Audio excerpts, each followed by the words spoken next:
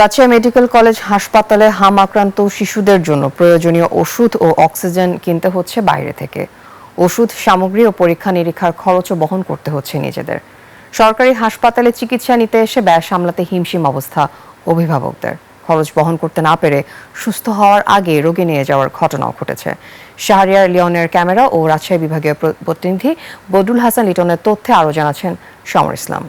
72 ঘন্টা moisture lock সমৃদ্ধ lily body wash শিয়া বাটারের goodness skin repair করে রাখে সফট ও গ্লোয়িং।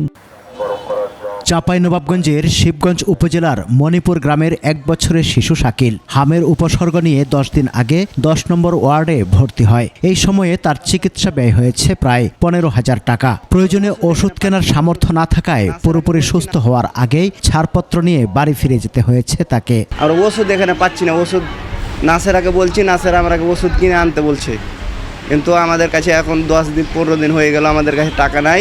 আমরা এখন চলে যাব বাসায়।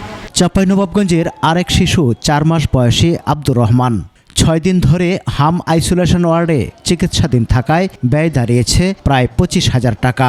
আর নাটোর থেকে আসা 13 মাস বয়সী রিজিক হাসপাতালে 4 দিন চিকিৎসা নেওয়ায় খরচ হয়েছে 10,000 টাকা। হামের চিকিৎসা ব্যয় মেটাতে হিমশিম অবস্থা অভিভাবকদের। এখানে খরচের সংখ্যাও আমাদের অনেক বেশি হয়ে গেছে। আজকে 6 দিন হয়ে গেল, প্রায় 25,000 টাকা প্লাস হয়ে গেছে।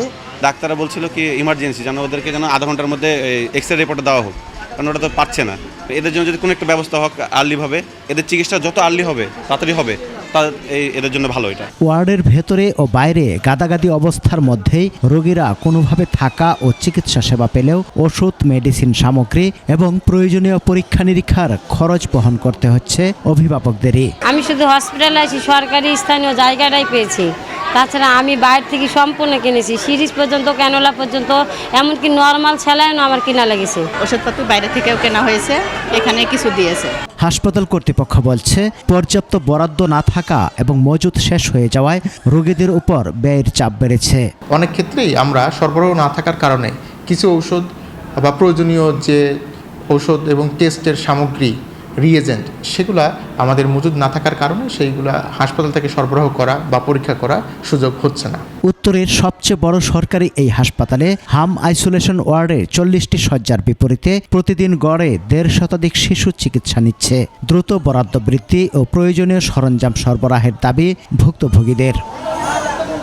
সমর ইসলাম, 21 টেলিভিশন।